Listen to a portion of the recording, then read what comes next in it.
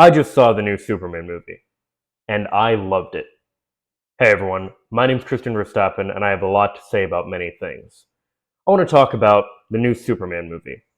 Now, going into this, I want to be very clear about a few facts here. First of all, I was never a huge fan of Superman growing up. I've talked many times before about how Spider-Man has always been my favorite superhero. I've always liked characters like Batman and his lore and things of that nature to an extent as well.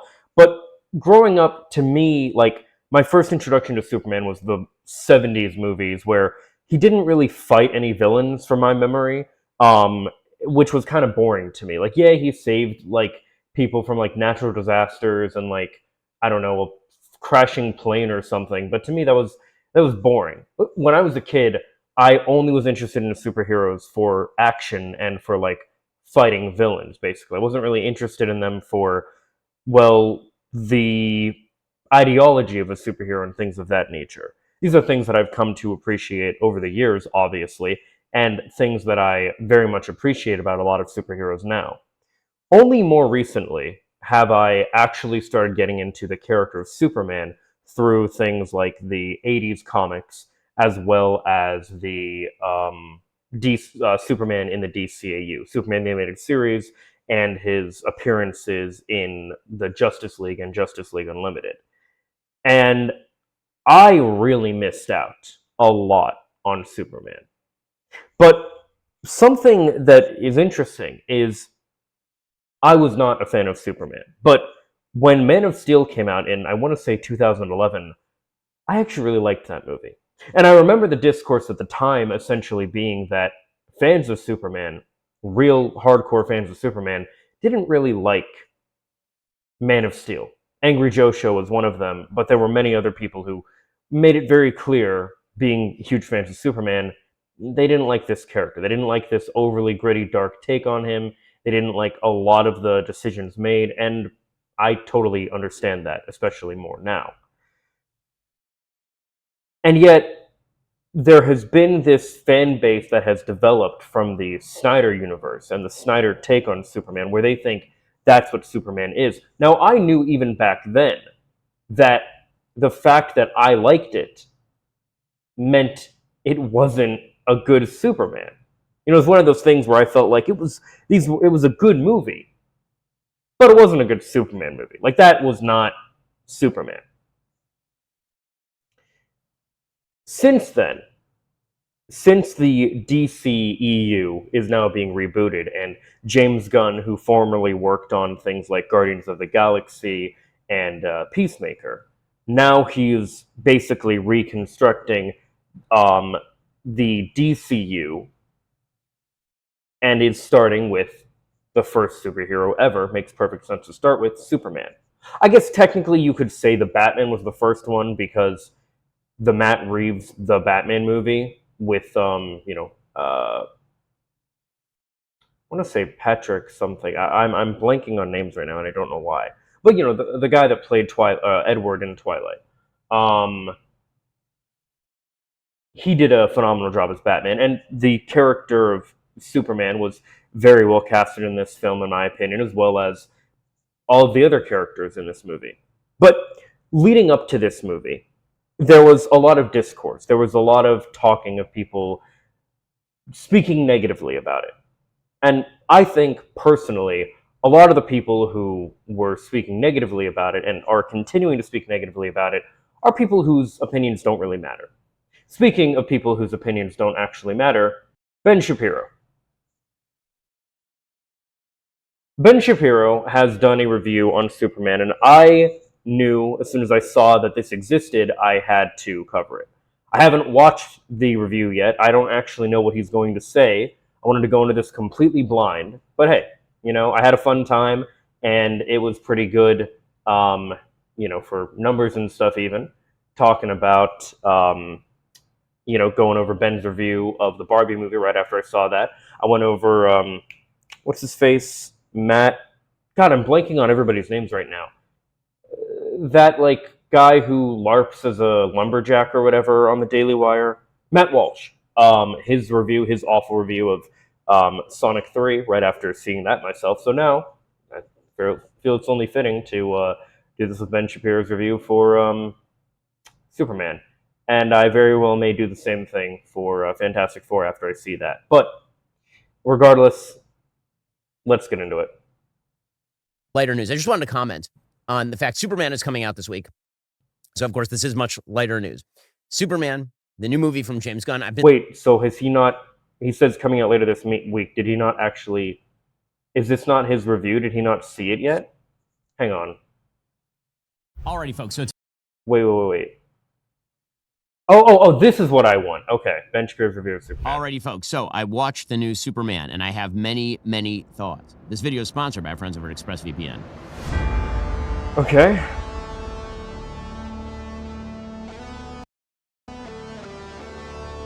That makes sense, because the other one, Ben Shapiro reviews Superman better than Knowles. Did Knowles do a terrible review of this as well? I don't know. But, yeah, that makes sense, because the other video we were about to do was only like 4 minutes, so that wouldn't... All right.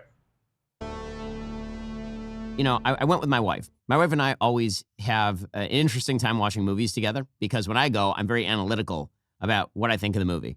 My wife sort of gets an overall gestalt, and it's mostly like, that was fun.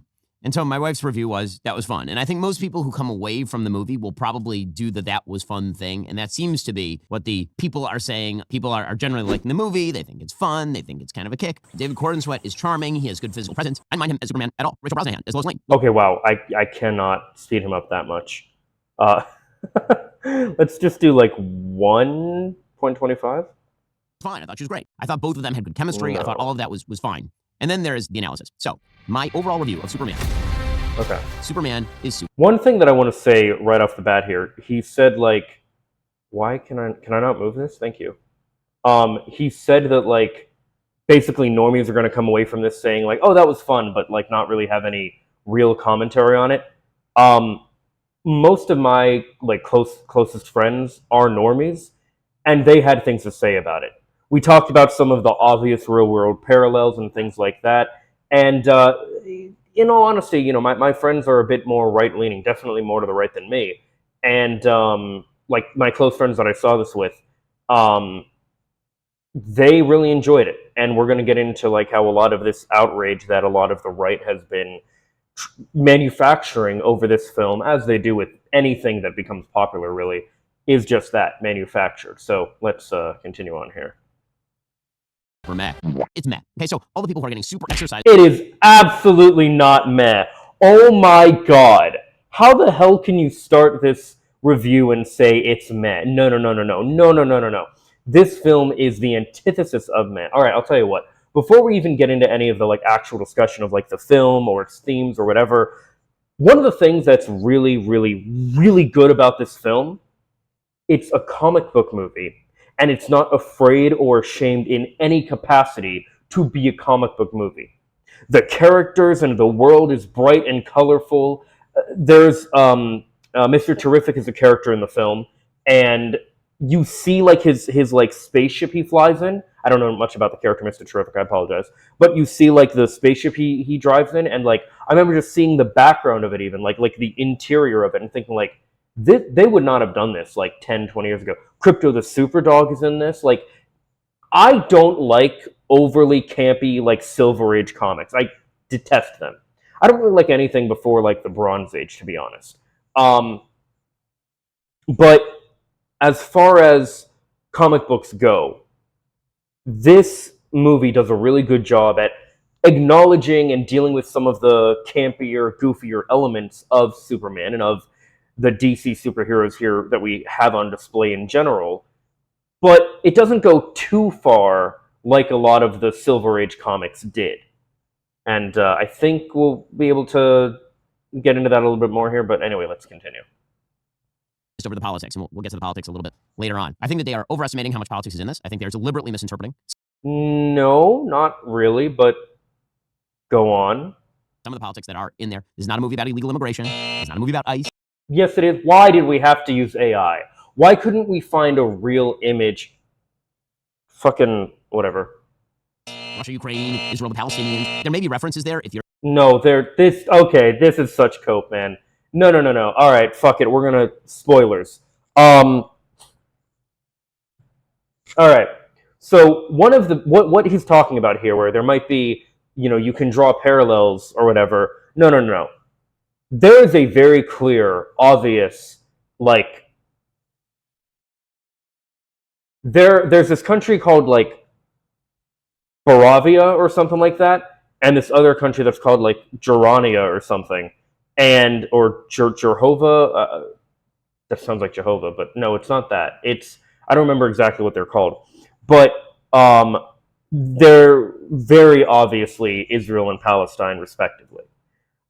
You have this country that is allied with the U.S., that is funded, especially through like military contractors and things of that nature, defense contractors, and you have them as neighbors to this other country, being Jaravia or whatever it's called, where the Baravians are very clearly like moving in on them and subjugating them and all these different things and kind of trying to like push them out and it's very obvious that this is Israel and Palestine. Like and what Ben's saying here, part of the reason I know this is cope is because like that's one of the things that I talked about with my normie friends. Like one of the things we talked about, like yeah, that's obviously what this is about. I'm like, yeah, it is.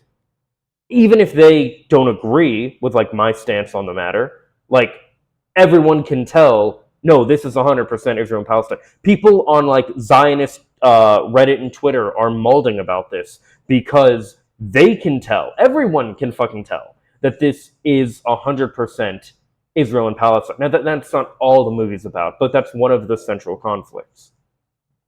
So for him to say that, oh, it's not really about that, and the immigration thing, no, that's such cope as well.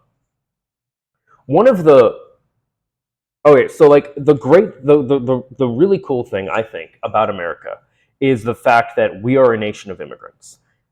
Now, a lot of that history, as far as like with the immigrants that are here now and the natives, not great, obviously, terrible.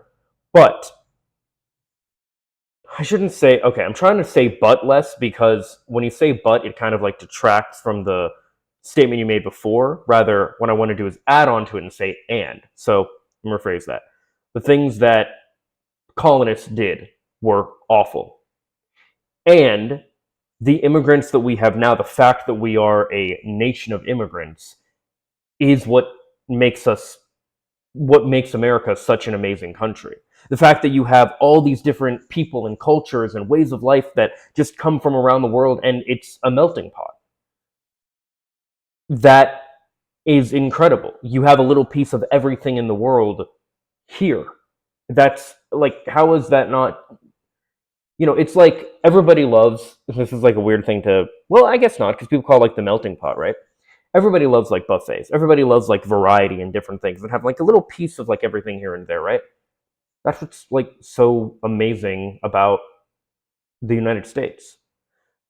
And one of the things that's really cool about that, and with Superman specifically, and this is true for like Goku as well, right, with Dragon Ball Z, but Superman is literally an immigrant.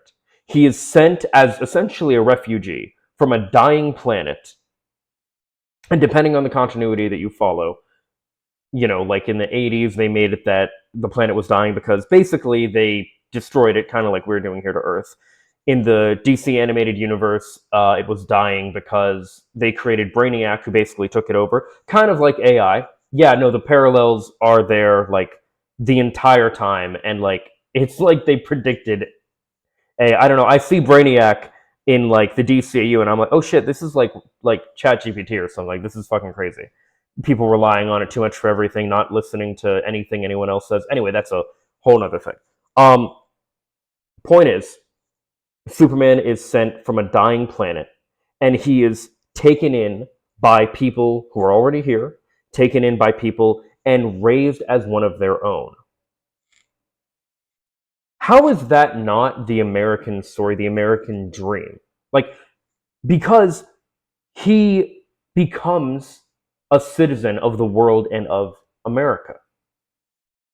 Because Superman is the idealistic, he's the idealistic person in general.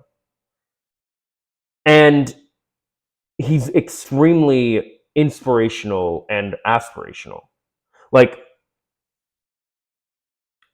he's a superhero that inspires so much like hope and goodness, and it's just there's this bit in the film, and I'm not sure if I don't like I said I haven't watched this, so I don't know if Ben is going to get into it or not. But there's this bit in the film where essentially like the main conflict for Superman occurs, where it's found that the message Superman had been listening to from his parents, where they told him essentially to be like a hero to like you know become somebody of Earth and to love them and protect them, whatever, right? All that stuff.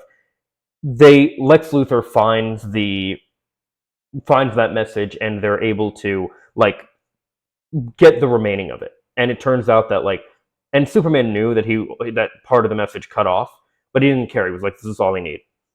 And it turned out that they had it translated after they stole the message and like found the rest of it, and found that what they were actually telling him was to come to Earth and conquer it. Again, kind of like Goku with Dragon Ball Z. Um, and his purpose was to come to Earth not to be a hero but to conquer it. Also, kind of like Shadow the Hedgehog, almost a reverse situation where he originally thought Maria was telling him to kill all the humans, where she was actually telling them to protect the humans. Kind of a reverse situation there.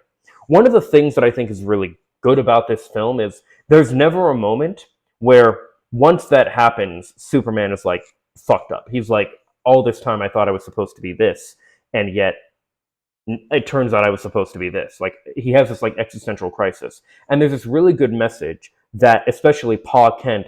By the way, a male father figure. Conservatives, you should be loving this if you want like positive male father representation.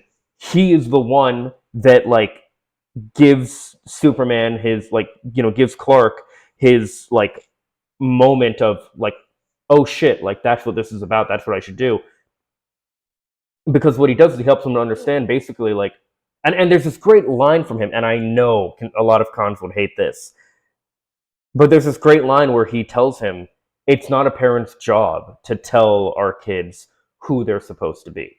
It's our job to give you the tools to become who you're supposed to be, who you want to be, that kind of thing.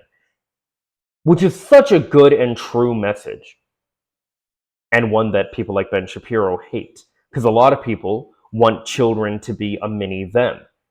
And they hate when their children like act differently, think differently, whatever it is, right? But Pa Kent delivers this incredible line about that. And it makes Superman realize, oh shit, like if I want to be a hero, like that's what I should be. And of course, like, he knew that like Ma and Pa Kent were his parents that raised him. So, um, and I think that that's a really good message. There wasn't ever a moment where it was like cleared up and it was found out like, oh, actually no, like his Kryptonian parents did tell him to like be a hero and everything like that. No, there's never this like clarity moment. I really like the idea that Superman thinks, and we essentially have this idea that yeah, he was meant to be this like awful, horrible character, and yet he chose to do good, to do the right thing. I think that's an incredibly good message as well. And I don't know if it's something that they were like trying to like explicitly reference, but when Superman was originally created by Jerry Siegel and Joe Shuster for a short comic strip, he was like, actually, he looked more like Lex Luthor. He was, here, let me find it real quick. Yeah, when they originally wrote him, they wrote him as like a sci-fi villain, the reign of the Superman, which is funny because again, he actually kind of looks more like Lex Luthor because he's bald. But regardless, and I don't know if that idea of like, oh, he's actually meant to like be evil is kind of like a play on that concept. But regardless, the idea that he chose to do good, he chose to do the right thing, regardless of what he's meant to do, is incredibly powerful, incredibly, and you see you see versions of that story in characters like Raven from Teen Titans as well, where like she's born to like be evil by Trigon, but she chooses to do good. Things like that. Like those are incredibly good messages and good stories, 100%. But anyway, moving on. If you have politics on the brain. But other than that, I really don't think that there's that much of this there. That's insane for someone like Ben to critique people having politics on the brain. Ben, look at you, look at who you are, look what you do. You have politics on the brain. I do too, but I do like social and political commentary and cultural commentary.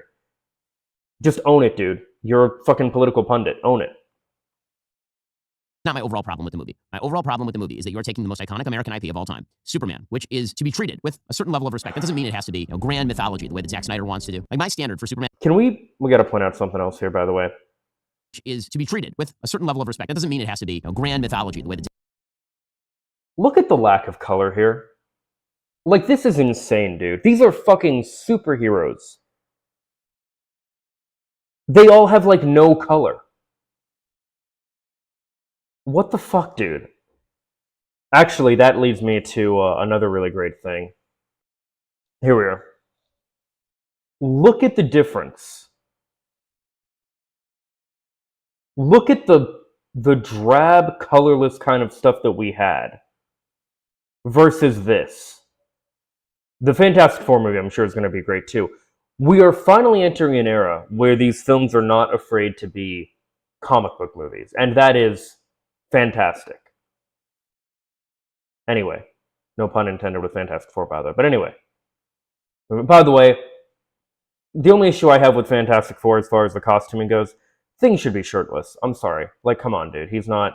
Maybe he'll, like, take it off at some point, eventually, but, like, come on, dude. Like, I get it, but I don't know. Thing's supposed to be like a full rock dude. Whatever. Anyway, that doesn't...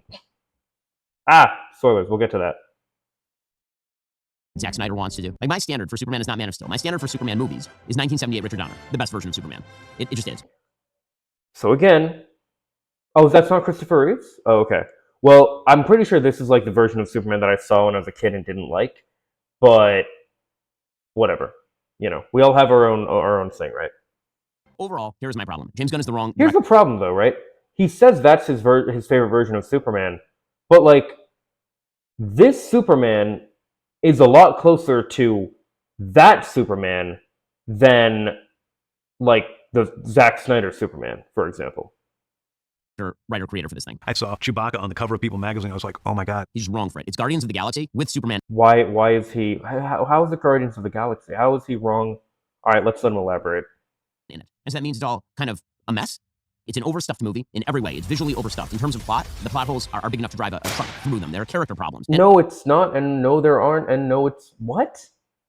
No, this movie is not overstuffed at all. This movie has a pretty big cast, but one of the cool things about this, like I said, it's a comic book movie, and it's honestly...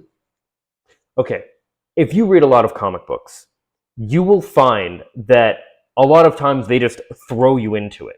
You'll be reading a Superman comic, for example, or whatever it might be. And all of a sudden, Batman showing up, and Nightwing showing up, and Green Lantern, and Martian Man, and like all these different characters are showing up. And you might be like, what? What are you doing here? But like the way that comics have always worked is they're essentially like continuously telling a story. And you don't need to have like every little character and every little thing explained to you all the time. Because like this is the story about this character. Like in this movie, we have Superman. We have Lois, and Superman and Lois are already together. We don't have the origin of Superman. We don't see Krypton dying. We don't see Ma and Pa Kent finding him. We don't see, Superman first meeting, Lois Lane. We don't see any of that. We don't see any of these things. And we do have other characters like Hawkgirl, Green Lantern, specifically Guy Gardner Green Lantern, which my only issue with him, let me show this. My only issue with him, and I've said this since the beginning,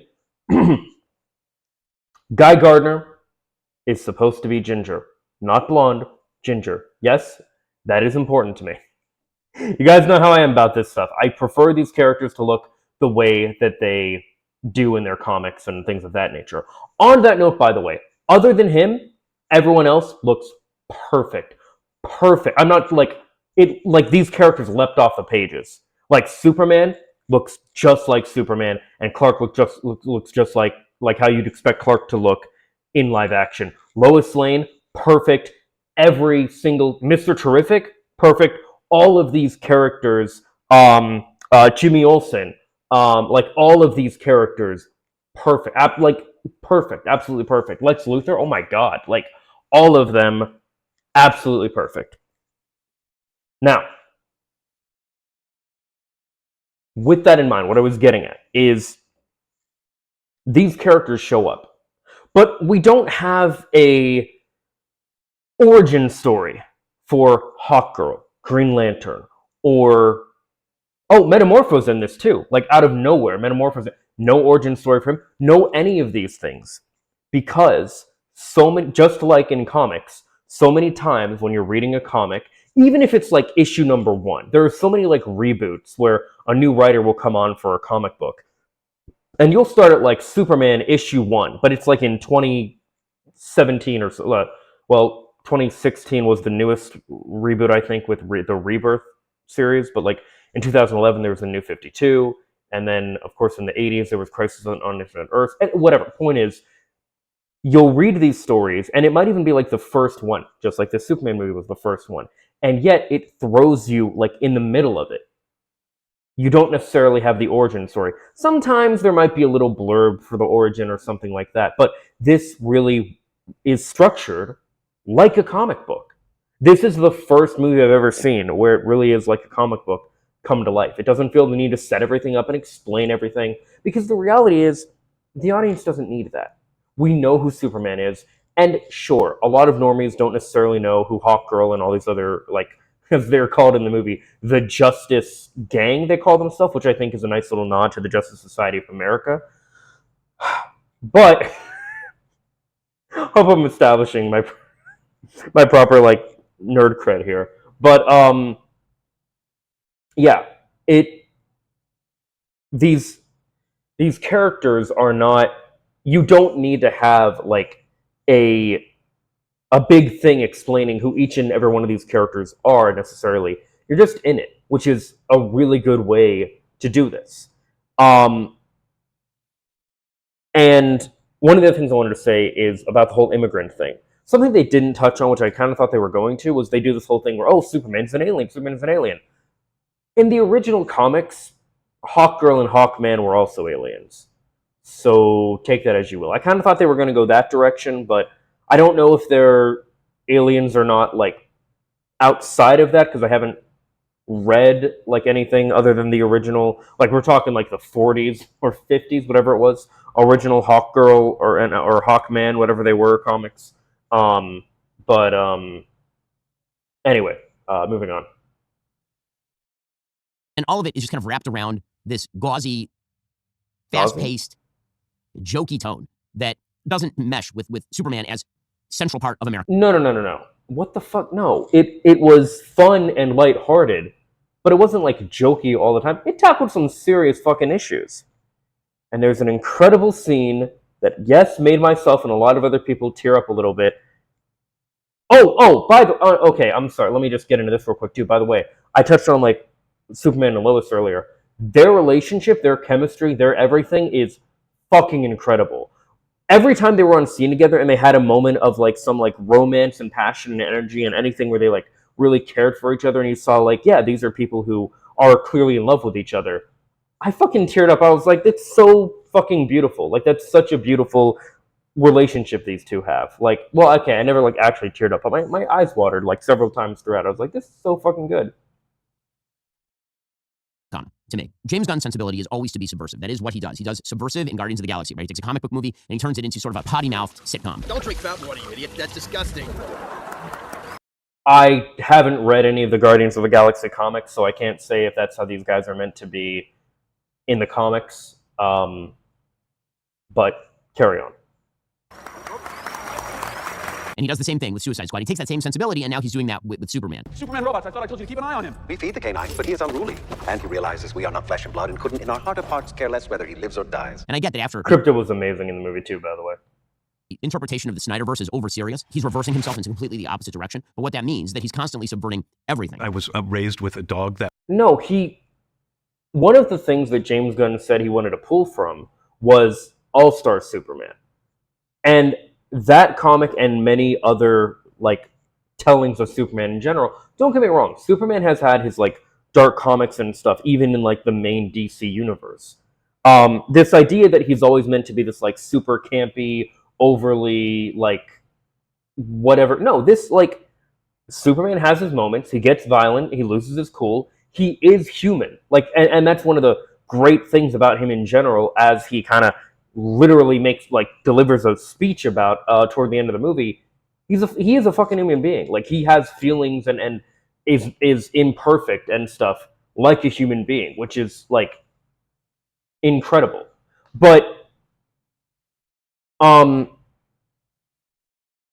James Gunn was just one thing that I think is really cool about that you can tell with James Gunn when you see these things is you can tell he really has respect and love for these things that he's adapted. Like I said, there's no, and I want to be clear, like I hate when people do this with like James Gunn or I don't know Michael Bay or like any director or whatever, where they act like they're the only one that like they made the movie what it was. No. The writers, the director, the cinematography people, the special effects, everybody had a big part in making this movie and making these movies as good as they are. 100%. I want to be clear about that.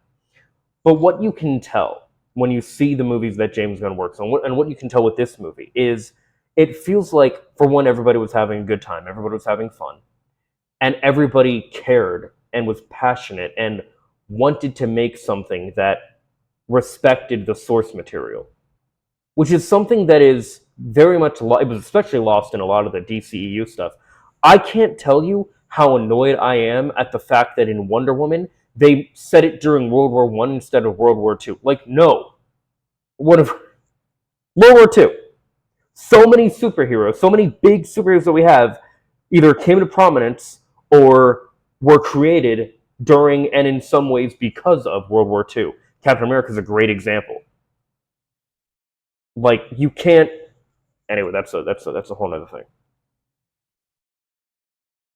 That was my sister. The very beginning of the movie, you are told that Superman is the most powerful metahuman, right? There's like a placard that says 30 years ago, the metahumans arrived. 3 years ago, Superman emerged. 3 weeks ago, there was an invasion. And 3 minutes ago, Superman's ass got kicked. I'm not messing around. I'm doing important stuff.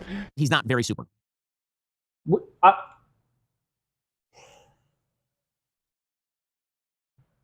Have you ever seen anything with Superman? He always has moments where, yes, he does get his ass kicked by, like, some villain or whatever that's stronger. Because, for one, what fun would it be? And this was part of my issue with Superman, like, growing up, right? I thought he was this, like, basically demigod, kind of, like, this godlike being who basically could never be hurt or anything. It's like, how is that fun? Like, he's just, like, this perfect, whatever. No, that's not what he is at all. That's a common misconception that people, like apparently Benny Boy here, have. He is not the Man of Steel. He is not invulnerable. He gets his ass kicked routinely. He gets locked up in a prison with a character who's making kryptonite. He literally has moments where he saves people from things like bullets that if he was not the Man of Steel, he would die from. He has several moments where he shows off his strength, his flight. There's a really cool fight scene where one of the moments, I love this bit where he like, and you've seen it in the trailers too, but he like uses his laser vision, which I really wish he used his laser vision more. But just in general, not even just in this movie, just in general. But he uses his laser vision and it like spins around and like destroys all of these things that are trying to fight him. And like, you got your action, you got your action, your heart, your character development, your everything. Like, this is incredible. Out of his hands. I'm sorry, what? He's constantly. I have no idea what he's talking about. He gets locked up in a prison with a character who's making kryptonite out of his hands. I'm sorry, what? He's constantly Yes, Metamorpho can. It was literally explained. Oh my god, this is what I hate about these people. I don't know if they're intentionally. No, I'm pretty sure they are intentionally being obtuse. But they act like things like this movie didn't make sense, and it was like the only way you could think it didn't make sense is if you weren't paying attention. Lex Luthor literally explains when he throws Superman into this cell, which I thought they were originally on Darkseid's world, but that's not where they were.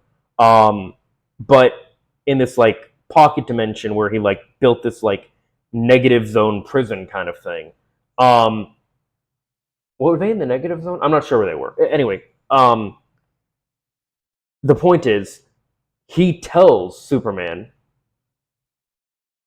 Metamorpho has the ability to transform any part of his body into any material, including kryptonite. And that's what he does. So the fact that Ben's like, which doesn't make any sense, it's like, he explained it.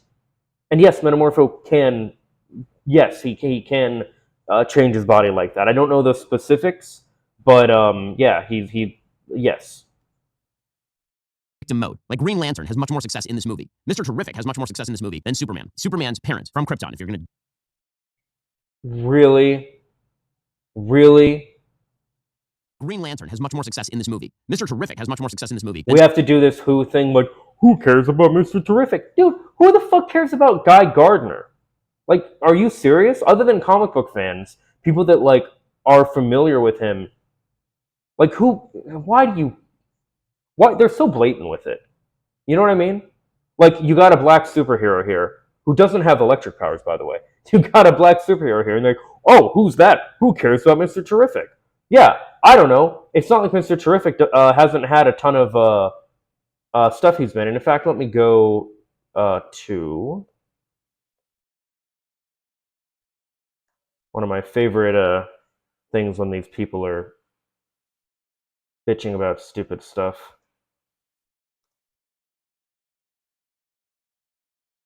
Yeah, who cares about Mr. Terrific? He's only been in 1,027 issues ever since he was created. Like, are you serious? Oh, who's that? Like, come on. Actually, what has he been in, like, adaptation-wise? Oh, they don't even have the Superman movie here. They might toward the bottom. Yeah, he was in Justice League Unlimited, yeah. Who was he in... Who was he in Arrow? Oh, the fourth season. I haven't watched the fourth season of Arrow yet. And I never watched Smallville. I'll get to it eventually. But, yeah, like... And here's the thing, too, right? Even if you didn't know who Mr. Terrific is, like, I knew of him, but I don't really know who he is. You don't need to. You see him in this movie, and he's a fucking badass the entire time. What is... Anyway. Superman. Superman's parents from Krypton, if you're going to go through the mythology, send him to Earth so that he can be a moral guide for people on Earth using his great powers to stop evil from happening to them. In this movie, his parents from Krypton send him there. This is the big revelation of the movie. His parents send him there to dominate the life on Earth as an alien. I like how he doesn't mention that the planet was dying and he's literally a refugee. Invasion, essentially. And to create a harem of Earth women to have his many babies. Well, sign me up. So here's the thing. Yes, that's the message that Lex Luthor and his team like reconstruct and translate, that we never know if it's true or not. But we have this moment where it could be, it could not be. But again, regardless, we don't know.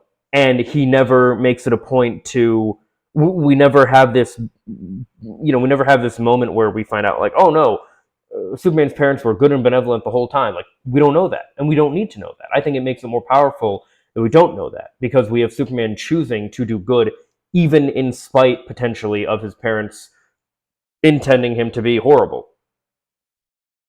Immediately, you're taking the expectation of what you know about his Krypton parents and flipping it on its head. His parents, Ma and Pa Kent, in the original, they are noble and they are wise. They're kind of salt of the earth.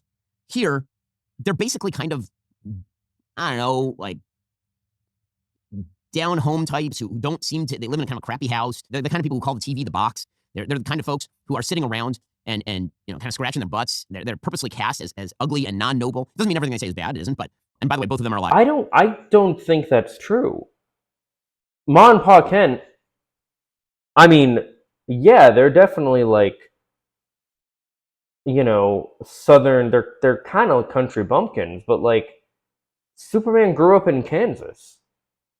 And as much as I don't like the country, I don't think a version of Superman, like being born, not born, but like found in, raised in Metropolis or any other place would really work nearly as. I think the fact that he was raised in like a humble part of Kansas on a farm is very integral to his character.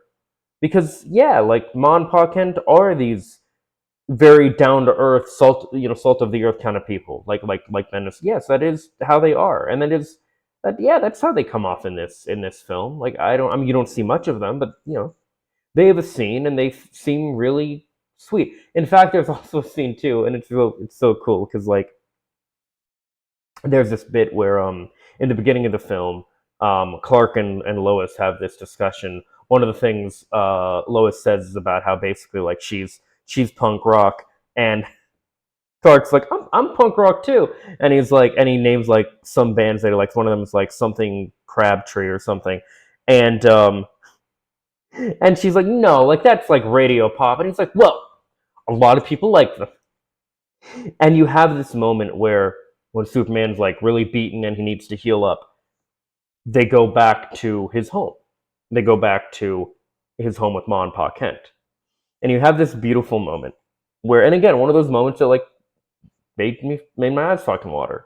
Lois is standing there in Clark's childhood room, and she's just seeing like all these like things like on the walls and stuff about him that kind of paint a picture of like who this person was growing up, and it paints a picture for this audience too. So again, you don't need this origin story, you see who this person is, and it's such incredible storytelling, and it's so beautiful. And one of the things you see is you see that like Crabtree band or whatever it's called, like a poster of them on the wall, and it's like it's actually really fucking cute. In this, right? The original Superman mythos is that Pa Kent dies, and that's what sends Superman on his journey. Anyway, Crypto.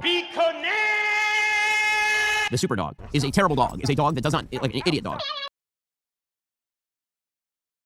You know what? I don't know if that's true. Ben might be correct. Let's find out if that's true. There's no way he's called Jonathan Kent. That's right. Okay.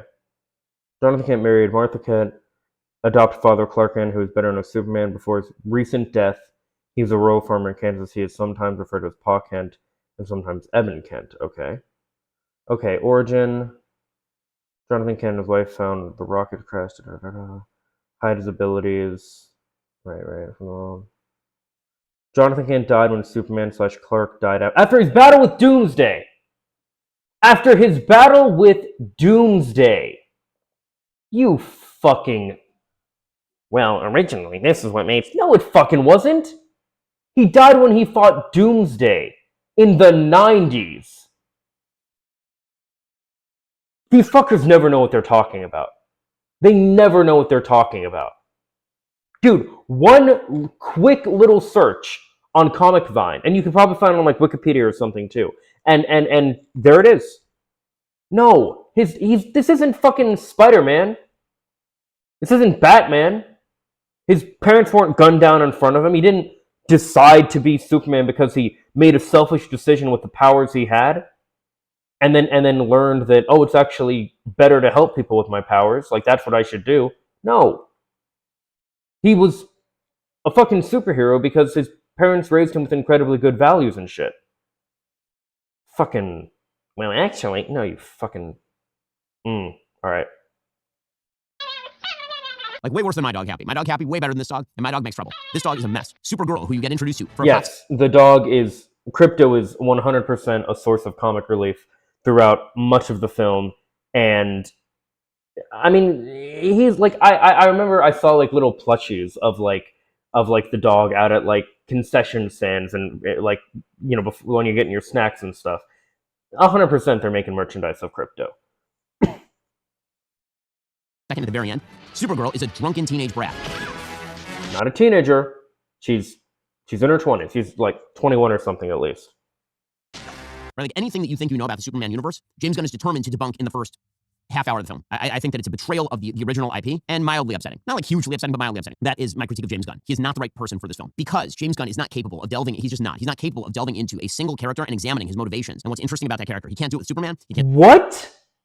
What? The entire film is a fucking analysis and everything on Superman's motivations. Are you kidding me? What are you talking about? His motivation is just that he wants to do good and be good because it's the right fucking thing to do. That's it. Which is, I think I don't remember where exactly I talked about this before, in which of my videos, but it's a really, to me, the mark of a true hero. And it reminds me of a very iconic line to me from the Sonic franchise of all things. When in Sonic and the Black Knight, where Sonic's getting beaten within an inch of his life by the villain, he says when everyone's telling him to run away, he's not going to run. He doesn't have any code or anything he follows. He just has to do, he's just going to do what's right. He's got to do, he says, I just got to do what I got to do. That's all. Which, like, that is a fucking hero. Like, why are you doing this? Why are you fighting? Why are you whatever? Because it's the right fucking thing to do. And Superman is the epitome of that concept. That's, what the fuck are you talking about, Ben? Do it with Lois, he can't do it with Lex. Instead, he decides he's just going to toss everything into the stew. And so you end up with this sort of ADHD film where a bunch of things are going. By the way, this is a great bit. Right Instead, he decides he's just going to toss everything here. Well, Superman and Lois are talking, just having a regular conversation. In the background, you have the Justice Gang taking on this like interdimensional monster thing. And they're like, oh, don't worry about it. Like, they'll take care of it. And I love that it's so commonplace that they're like, okay, yeah, like, it's okay. It's hilarious. Into the stew. And so you end up with this sort of ADHD film where a bunch of things are going on at the same time, but you never get a good, interesting perspective on anybody who's in the film. So Green Lantern is there, and he's kind of just a schmuck, and he's there as comic relief. And then you have yes, that's what Guy Gardner is. He's very much an asshole. He's kind of a psychopath to an extent. Yeah. Mr. Terrific, who's the actual hero of the film, who you learn. Oh my god. Oh, and that's bad because he's black, right? Is that what you're trying to insinuate here? Nothing about other than he's just kind of a noble do-gooder fellow. And you have all these.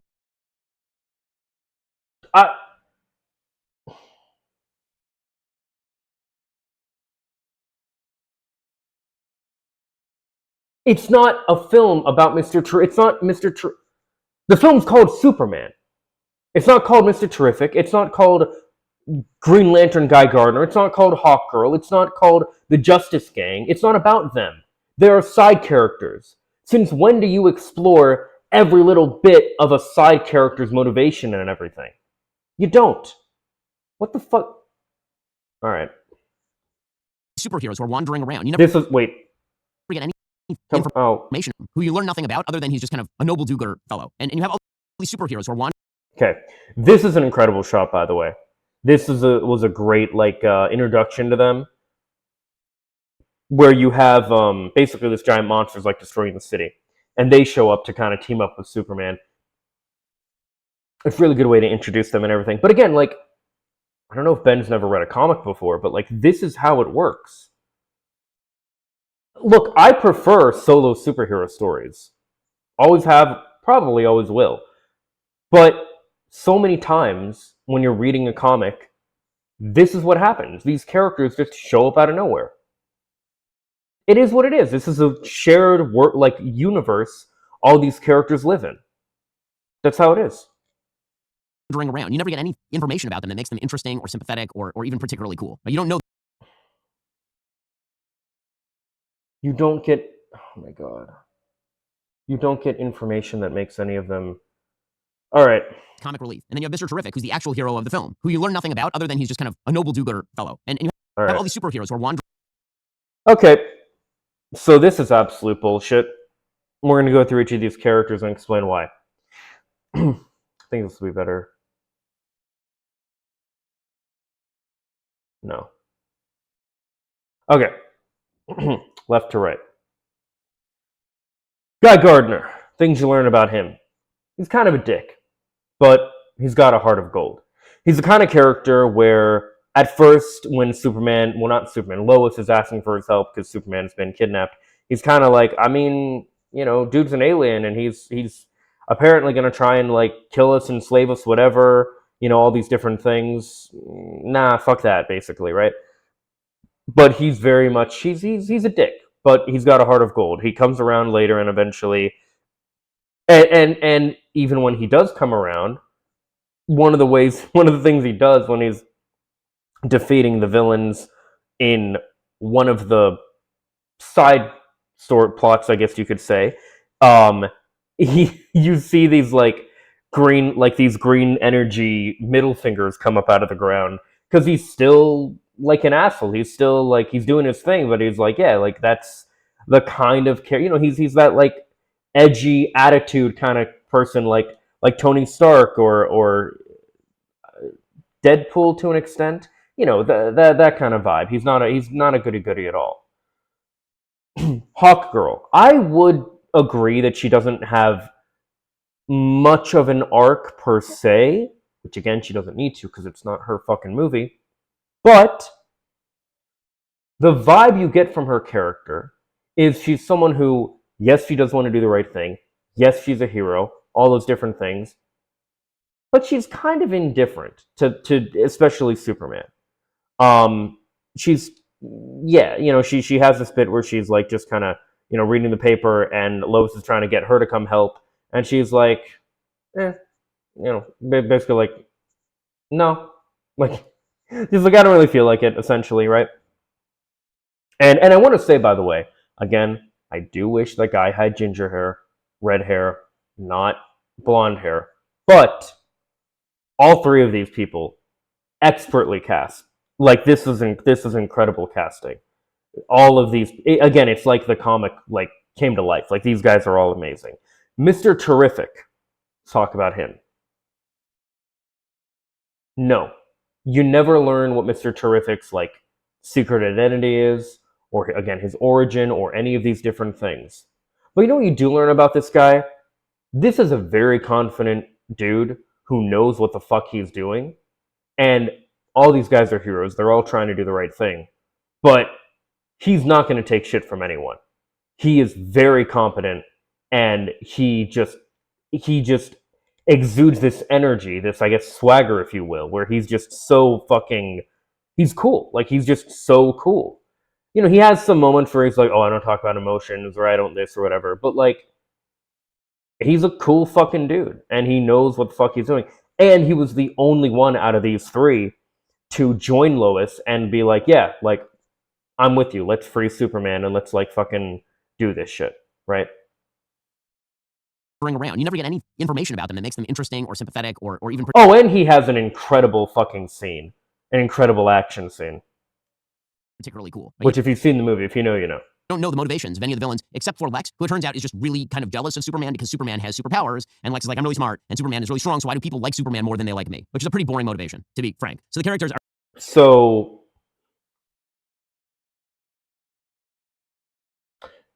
Not exactly. Lex Luthor doesn't think it's fair that Superman has these unearned powers and all these different things where he had to work so hard just like every other human, and he doesn't think it's fair. And he thinks that Superman should essentially be destroyed because it makes him feel very insecure. It makes him feel, he's like, I'm so smart and everything, and you just come in and you're like, like everybody loves you and all this stuff. And you see that, like, kind of like real life villains we have today. I mean, in a lot of ways, like, you want to talk about like the political stuff and all, it's weird because, like, I wonder, I feel like we're just seeing in real life, like in real time and in real life, that real life villains are comic book villains. Like, you see crazy comic book stuff these villains want to do in these like with superheroes and stuff, and you think, oh, that's like goofy, that's whatever, that's... No, this is like the kind of stuff these guys are doing for real. Like, Lex Luthor is 100% a, like, basically like an Elon Musk type allegory, if you will. Similar, and it's funny because like he looks like Bezos, but he acts like Musk in a lot of ways. One of the things that's interesting, I kept thinking about this idea where I was like, okay, so he has Luthor Corp, which was originally called LexCorp, but he has Luthor Corp, and he has all these people working for him. And I thought, like, well, why would these people work for him when they know that he's evil and he's trying to kill Superman? I was like, oh, wait. Yeah, there are people who would absolutely do that for real. 100% there are. Yeah, there are people who are working for organizations that they know are evil, or they've, like, convinced themselves that, oh, they're not actually evil or whatever. But, like, yeah, there are people who would absolutely do these kind of things. And it's crazy. Also, though, he talks about, like, villains don't have a motivation. Yeah, Lex does have a motivation. Basically, yeah, he wants to destroy Superman and he wants to like take over everything, right? And the motivation of the Baravians, Ben knows what that motivation is, but he wants to act like they don't have a motivation because that motivation is basically the same motivation that Israel has with Palestine. Because again, it's a very obvious like parallel from Israel and Palestine. But of course, you know, Ben has to act like, oh, you don't know their motivations. No, they do. You just don't think their motivations are, you know, good because you think that these are things you kind of agree with. Are complete pastiches. They're just cardboard cutouts. Even the moments that are supposed to hit don't hit because there's so much going on in the background because James Gunn cannot control his ADHD. He just cannot. I think he was pooping his brains out for the next 36 hours. There's a scene where Clark and Lois, they've had a fight. Okay, this is probably the scene that I was praising earlier. And now they're back together and they're having a talk. And it's supposed to be this very intimate talk where they're speaking with each other. And literally outside the window, Green Lantern and Mr. Terrific and Hawk Girl are fighting a gigantic sort of eye monster that looks like it's from Suicide Squad. Stop it right there, Joker. You'll never get me, Will you catch someone? It's extremely distracting because he's James Gunn and everything has to be some sort of dumb joke. You're like, well, shouldn't Superman... I just praised this scene earlier, so I don't need to debunk this or whatever. Superman be doing something about it? No, let them handle it. Again, that's irritating. As far as the plot itself makes very little sense. The plot is basically that Lex Luthor has decided that he is going to make a deal with a foreign politician who the left wants to believe is both Vladimir Putin and Benjamin Netanyahu, but actually... You could see it as a little bit of Putin. Yeah, you could see it a little bit as Russia and Ukraine as well. Yes, you absolutely could see that. It was pointed out, I don't remember who the guy's name is. I know Hassan had mentioned this, that this guy actually looks more like a former ruler of, I guess, president, prime minister, whatever they're called, of Israel. I don't remember the guy's name, but he's like a dead ringer for the guy that is the leader of Baravia. Actually is just kind of nothing, is going to invade another country. And Superman stops that invasion. Apparently, Lex wants to use this as an excuse to box up Superman, saying that he's running counter to American foreign policy. Now, we've seen that iteration in other... Bro, we literally have people being arrested for speaking against this same kind of thing. Yes, that is what people are doing. We had Mohammed Kamil arrested like a couple months ago for this kind of thing. Yes, people are being arrested for standing up against the tyranny of Israel and what they're doing to the Palestinians. Yes, that same kind of thing would happen with Baravia, and again, I keep forgetting it's like Jorhovia or whatever it's called. Movies, right? That was in Batman versus Superman. You've seen it in other versions of the Superman story, but it's not really taken kind of to its ultimate extreme politically. In any case, it turns out that what he really wants is to annex half of this separate country. He's going to split it with this other dictator. This was such a beautiful scene. This is one of the ones that made me and a lot of people apparently like, you know, kind of tear up. Again, eyes water. But let's let Ben finish his point and then I'll talk about this scene. One major plot hole. Lex Luthor is obviously the smartest person in the film. So smart, he can create his own universes. Is a major plot point. And he is concerned about a relatively small piece of land occupied by third worlders. This is his big plan. And later it turns out that he said, oh, Yes, because just as we see in real life all the time, these greedy, power-hungry people can never have enough. Suffering is the point. Control is the point. They can never have enough. Yes, it makes perfect sense for someone like Luthor to be like this. Again, Ben's issue is like he sees these things and he's like, well, that's not what a villain does. That's what the people that are on my side do.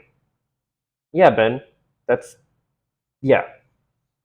No, I started that war just so that I could get people to turn against Superman. Okay, well, he does that halfway through the film, and then he jails him, and then he leaves him alive and explains the secondary plan that apparently was his primary plan, sort of, but he doesn't kill Superman at the time for a reason that remains undisclosed. We hear that he killed 27 children, and you're always going to make mistakes, but that's how it is. The entire plot is a complete mess. If you tried to chart it, there's no way to do it because James Gunn doesn't care about plot. James Gunn doesn't care about characters. James Gunn cares about jokes and aesthetics. That's what James Gunn cares about. Nobody cares anymore. It's very difficult to make The deceptive editing of whatever interview this was with James Gunn aside, you know, if you see the film for yourself, which I highly recommend you do, you will see that everything Ben's saying here is just complete horseshit. Gunn and everyone involved clearly do care very much about story and plot and character and all of these things. Ben's just talking out of his ass here. Clark a hero in a situation in which the plot is a complete mess. And again, that's not a rip on Nicholas Hoult, who I love in everything. I think he's great. Or David Corenswet or Rachel Brosnahan. That's a rip on James Gunn as a script writer. It's just not a good script. Okay, we'll get to more of this Superman review, this overlong and overcritical Superman review in a moment. First, it's rather ironic when you think. Okay, we're doing this.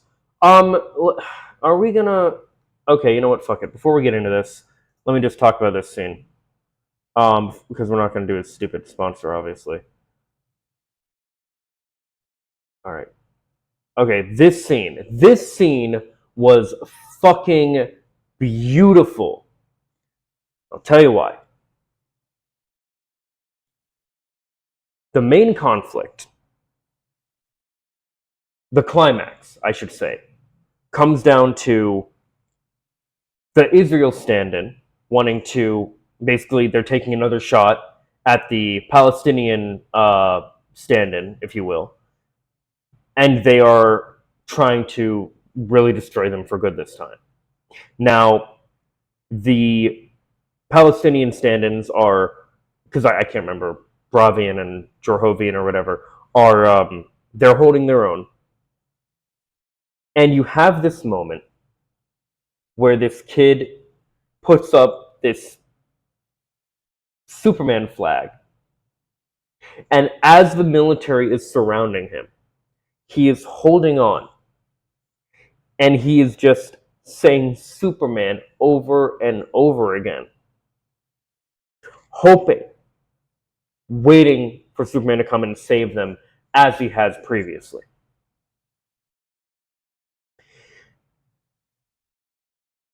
Now, because of things that get fucked up, essentially, with Lex Luthor's pocket dimension, it ends up tearing a rift in reality. And it starts splitting, and it's like going into to destroy Metropolis. So the conflict is, okay, Superman, do you save these people that are being overrun by this totalitarian government? Or do you save the world from this opening rift? Now, obviously, as Mr. Terrific points out to him, if he doesn't stop the rift and save the world, those guys are going to die anyway. You gotta do this. So what ends up happening is you have this bit where, you're not really sure what's going to happen. And this kid is just holding this flag, begging and waiting for Superman. And these people open fire on him. On this child, this singular child, these monster soldiers open fire on him. And you see this green energy box come around him. And Guy Gardner's there, and he says something like, "Sorry, kid, Superman's busy, but you got an upgrade." And he and Hawkgirl, and now Metamorpho, who has joined their team, at least for the time being, are there to protect them. Because one of the great things about Superman is he didn't need to be there himself, because he inspired his friends, in this case, who went and did the right thing in his place. And what's really cool about this, and I'm sure this is something that Ben would hate, and something, again, that the Zionists are mauling about, Superman doesn't kill. But Guy Gardner, Metamorpho, and Hawkgirl, they don't have any qualms about that. So they are killing these soldiers. And you even have this bit where Hawkgirl finds the person who is like the like Israel stand-in ruler, the Bravian ruler, and she's holding him in the air after she like grabs him and they flies through like outside of his palace or whatever.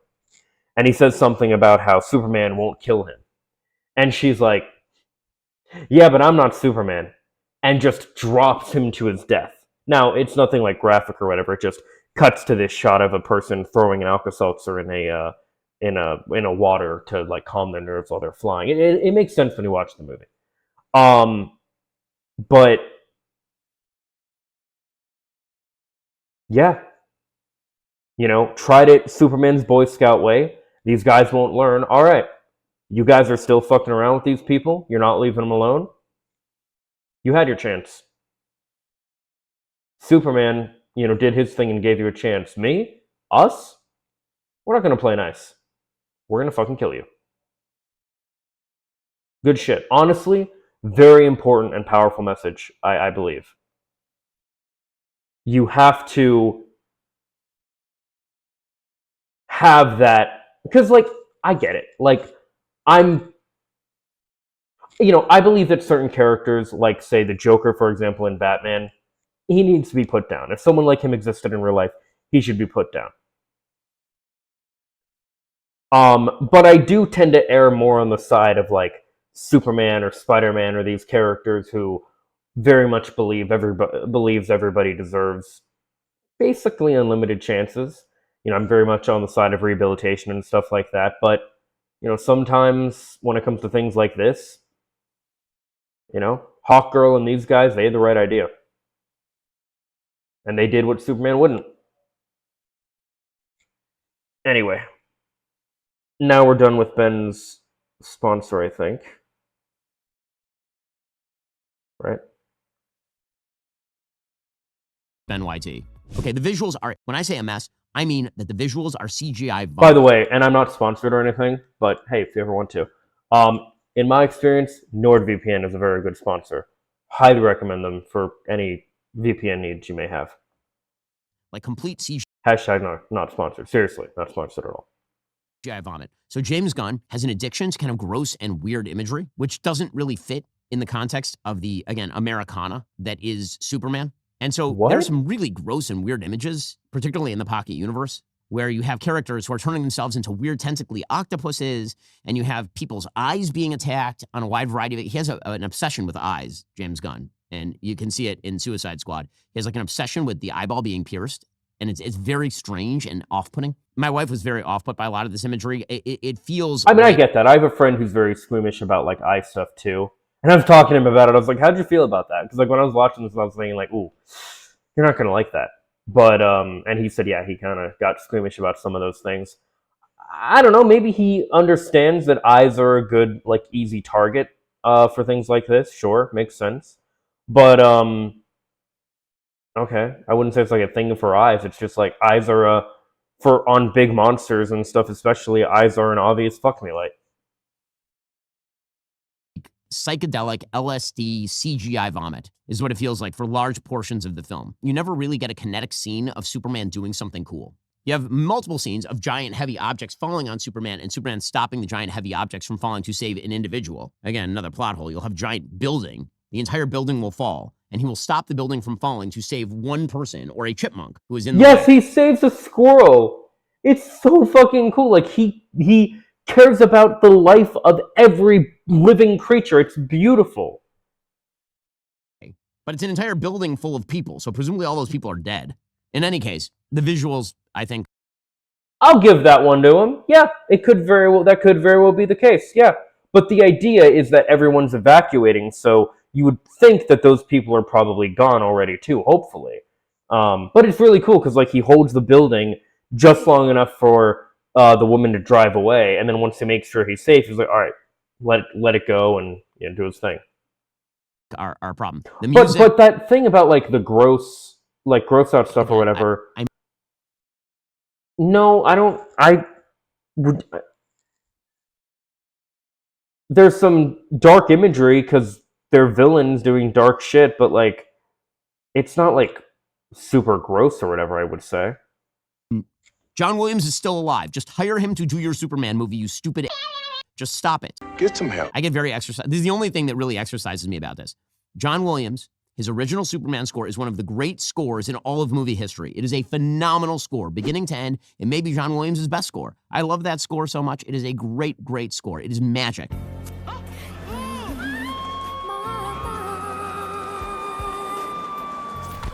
And what do?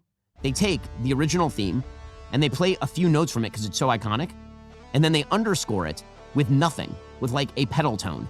It sucks. The music is awful. The score is terrible. Just play the original. As with everything else Ben has said so far, this is completely untrue. The music was great. Not like fantastic. And I was a little annoyed because there was this meme going around for a minute. I would have been really happy if this happened. It didn't happen, but let me find this. So there was this meme that was going around where people were taking the soundtrack of Superman and putting like other songs on it. We're like, guys, like this might be in the movie. I would have loved if it was, but one of the ones was this fake soundtrack where it included The Middle by Jimmy Eat World and Dear Maria Count Me In by my favorite band, as I've been very open about, All Time Low. I would have been so happy. And I could think of a few moments where they would use these songs. God, I would have been so happy. But no. No. This was not true. This was not real. Very sad. Very sad. Personally, though, as far as like these big composers and stuff go, I really like Danny Elfman. And I really like, just in general, the composers for like the DCAU and stuff in general. Incredible music. And this movie had great music too. Like, I don't know what the fuck he's talking about. Original score. The original score is good. The original score is magic. You feel the magic when Superman flies in the original score. Like, what are you doing? Okay, then we get to the actual politics. So I know this is what people are waiting for. They're waiting for my political rip on this film. So we've been told there's a movie about illegal immigration. Not really. Honestly, like you have to look to find that. There's one line where Clark is saying, aren't you going to read me my rights? James Gunn's politics is so ham-handed, like truly ham-handed, that it doesn't even read as political, it just reads as stupid. So there's a moment where Clark, he's being arrested, and he says, aren't you going to read me my rights? And one of the members of the government says, well, you're now considered an enemy alien, or you don't have any rights because you're not American. All right. This is literally how again with the AI shit, man. Holy shit, dude. But this is literally how they're treating, like how ICE is treating immigrants here. Like, are you kidding me?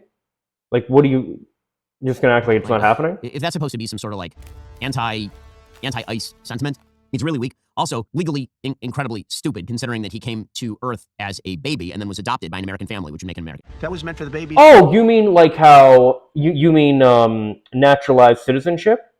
Yeah?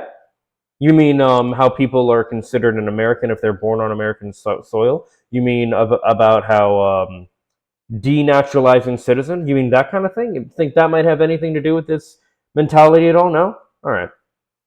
of slaves. It wasn't meant for people trying to scam the system and come into the country on a vacation. I'm not messing around. I'm doing important stuff. There's a suggestion that he says truth, justice, and the human way. I didn't catch that anywhere in the film. The sort of social media politics that social media is stupid and rigged by bots, which, I mean, I think everybody sort of agrees on at this point, and there's a really dumb visual. No, there's a really good moment where they have the fucking, all these monkeys, where Lex Luthor is like, yeah, I have these monkeys that are, like, constantly saying shit about Superman and getting under his skin. Which there are fucking bot farms that, like, do this kind of shit with people all the time. So, yeah. Joke where Lex has set up actual monkeys typing into computers as his bots. It's like, oh god, but that's so James Gunn. Again, it's also I just don't like James Gunn. I mean, just to be. And again, I'm one of the people who, when James Gunn was first fired from the Guardians of the Galaxy franchise in July 2018 over Battle of Tweets, I actually defended him at the time. So it's not about like anything personal with James Gunn. I just don't like his movies very much. The other politics of the situation are supposedly this foreign policy thing. So the left is suggesting that the foreign policy conflict in which Superman engages is a stand-in for Israel and the Palestinians, or alternatively for Russia and Ukraine. So you have to be an idiot to think otherwise. Which, carry on, Ben. Give you the geopolitical setup. The geopolitical setup here is that there is a country called Boravia, and this country called Boravia is run by essentially a corrupt dictator who's working with Lex Luthor and invades another sovereign country, Jarhanpur. Okay, and so Superman stops that at the very beginning. Okay, and doesn't show him stopping it. He talks to Lois Lane about it. Fine. Okay, the idea is geopolitically that Boravia has been a longtime ally of the United States. Jarhanpur is a country where we don't know who it's allied with, and it may or may not be run by jihadis, but we don't know. Like, we don't know who it's run by. It doesn't matter. The only reason that Clark stops it, that Superman stops it, is he says because people were going to die. Which, as we'll get to in sort of my final breakdown of why this movie doesn't work and why no really good Superman movie has been made since '78. What did he say? Yeah, because Superman just fucking wants to protect people in general. Doesn't give a fuck about their nationality or skin color or anything like that. Like, yeah. I'll explain in a moment. The people of Jarhanpur are brown. Look at my African American over here. The people of Boravia are white. Okay, so this is why the left is reading this as Israel the Palestinians. The reason it doesn't work that way is because we are not made aware that the people of Jarhanpur are either wildly terrorism supportive, that they've participated in multiple terrorist attacks on the people of Boravia. They are led by a corrupt dictatorship that murders gay people, right? None of that's in the movie. So it doesn't match up that way. And the idea that Boravia is Israel in this iteration, like a longtime U.S. ally that's randomly invading countries for territorial gain, that does not match up to any of the facts on the ground that we know of at all. That is not... What? That's what Israel... There are colonists. There are people that go over to, like, parts of Palestine and just, like, make it, like, move in and essentially, like, make it their own. They're 100% just, like, taking land and shit. What are you talking about? It's so funny, because these people will talk about how, like, oh, they don't want politics, like, shoved down their throat. But the reality is, if they're not shoved down their throat, if they're not, like, explicit about it, these people will just hand wave it away and be like, oh no, that's not like leftist sentiment. That's not, the left wants you to think it's about Israel and Palestine. Bro, the fucking normies know this is Israel and Palestine. Everybody knows this is Israel and Palestine. You're either an idiot or you're, like, lying to think otherwise, to say otherwise. Which, again, Ben Shapiro, could be either one. Could be both. It's not real. So maybe in left-wing brain, that's how it reads. I could see if you're a left-winger and you don't know anything about the situation, or you think a bunch of false things, you could read that maybe. You could also read this as Russia-Ukraine because it's one sovereign country that's invading another sovereign country, and because the leader of Boravia has a Russian accent. So I guess that if you have, like, poison left brain. The Russians are nuking us. Go! Go, go! Not a Russian accent, it's just, like, Eastern European. In general. Go, come on! The missiles are coming! They've lost their mind! Go! Get to the gym! But you certainly don't have to read it that way. And I'm not going to read it that way because it's stupid and it doesn't make any sense politically. It makes no sense. Okay, so this brings me to my final point about this movie and all other Superman movies. The fundamental flaw in all Superman movies... All right, one of the things I want to point out real quick is people will say, like, oh, they think media should just, like, be on its own and not have a message or whatever, which is bullshit. First of all, everybody that says, like, oh, like, media shouldn't be political or whatever, everybody cares about, like, their political and social or whatever views. They just don't... Oftentimes, people don't like things that are different than their political or social views, or, religion or whatever it might be. These people love having their own views, like, echoed to them. They don't like their views being challenged. And look, I'll put my hands up and say, like, there are, like, conservative pieces of media that I actually quite enjoy. There was this series, and it's kind of like a parody of, like, right-wing stuff as well, but there was this series called, and it's a comic, called Common America, that I was reading it, and I was like, oh yeah, this is, like, very, like, this is pretty clearly right-wing. But I like it well enough, and there are certain writers that have written different characters. Hal Jordan, Green Lantern, is very right wing, and one of the things that's so cool about his dynamic with Green Arrow in the comics is that Green Lantern is to the right, whereas Green Arrow is to the left. Probably the most like leftist superhero, and I would say that definitely like shares my political views. And you have them like butt heads a lot, but they're still friends, and they still, it's a very good thing. But again, this isn't about those two. But the point is, like, people who say like, oh, they don't want their politics in like media or whatever. No, you just don't want your politics, your views being challenged. They do the same kind of thing where they're like, oh, we don't. Why should they talk about religion or whatever? But then like, if something talks about like Christianity or whatever, it's like, oh my God, you're so brave. Like, fuck you. You just want your own views being echoed back to you. And that's how a lot of people are. That's how a lot of liberals are too. This isn't like just a right wing thing. A lot of liberals are that way too, and it's so fucking annoying. But you shouldn't watch something like Superman or any of these things because they're like left wing or whatever. You should watch them because they're good fucking pieces of media. You shouldn't watch like Avatar: The Last Airbender because it's progressive. It is, but it's just a good fucking show. You know what I mean? There are takes on Batman which are very right and very like Ayn Rand. Is that like the John Galt author? Pretty sure that was, or not John Galt. Yeah, well, John Galt was like in it, but like Atlas Shrugged. I'm pretty sure that was like Ayn Rand or whatever her name was. Um, there's that, but like, still fucking love Batman. I don't know. Of my lifetime is the thing that Hollywood cannot say and will not do. Politics, does he still stand for truth, justice, all that stuff? The only Superman movie that I have ever seen that uses truth, justice, and the American way is the original 1978 Superman. I'm here to fight for truth and justice in the American way. This is not just a throwaway line. It is deeply important to the character of Superman. Why? Well, because take Superman just as a character. Superman is unbelievably powerful, unstoppable. He's faster than anyone. He has X-ray and laser vision. He's stronger than anyone, right? That's the bit. I love this shot. I love this scene so unbelievably much. Powerful, unstoppable. He's faster than anyone. He has X-ray and laser vision. He's This is so good. So fucking good. stronger than anyone, right? He's basically a god on Earth, and the biggest god. He's Zeus, right? He can do whatever he wants. And so, why is he the good guy? Why isn't Lex Luthor right? Because, let's be real, if there were a person on Earth who actually had those powers, Americans would rightly be very much afraid of that. Correctly. As Federalist 51 suggests, you need ambition to counteract ambition. If any one person had ultimate power, what you're really talking about is a philosopher king. And that's pretty scary, because that person could be a dictator, simply doing whatever they want to the world. He's right. But like, dude, this is how you guys are about like Trump and everyone on the right in general. They want small government, but what they really want is like a ton of power consolidated amongst a small group of people.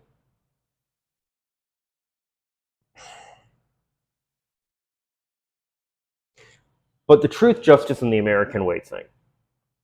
First of all, just like in God We Trust, being put on the bills in the 50s to counteract those godless communists, Superman saying truth, justice, and the American way came about around the same time for the same reason.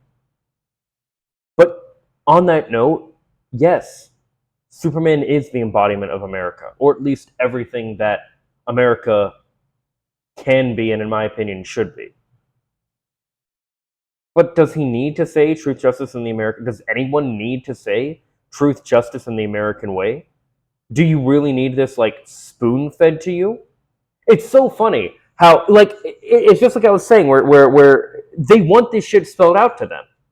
If it's not like completely overt, like the fact that this wasn't called Israel, the countries weren't called Israel and Palestine, that it's like you read into it and you're like, oh yeah, this is obviously like a stand-in for that. Like he's like, oh no, that's not true. But then he's also like, oh, there's no truth, justice, in the American way. Dude, that's his entire fucking thing. He doesn't say it, but it's not like a catchphrase like with great power comes great responsibility. Like what are we doing? Like reason why Superman would be a hero as opposed to a villain is because he grew up in America, because he has the American way, right? He's emblematic of what America is. May blunder, may make mistakes, but overall stands for freedom and liberty and private property and free speech and all of those things. All that stuff. Right? All the good American stuff.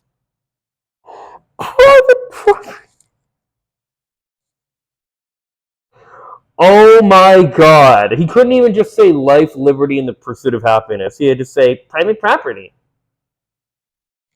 God, he's such a fucking capitalist shill. There's a great comic book called Okay, good. He's gonna talk about Red Sun. Okay, let's see what he thinks of Red Sun.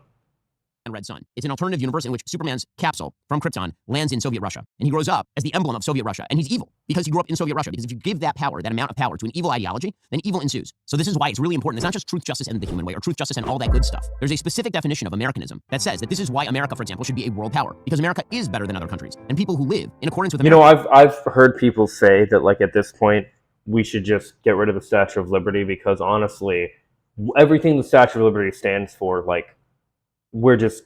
like, as a country, we're just spitting in the face of. You know, bring me, you're tired, you're hungry, you're lost, you're whatever, you know, how does it, let me find it.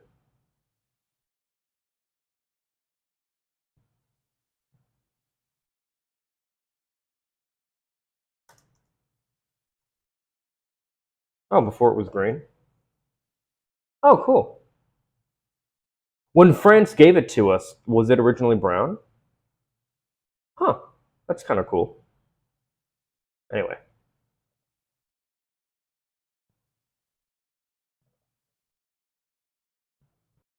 Okay, here it is. Give me your tired, your poor, your huddled masses yearning to breathe free. The wretched refuse of your teeming shore, and these the homeless tempest tossed to me. Like, we're spitting in the face of that. All of it. Like, that's insane. Yeah, that's crazy, dude.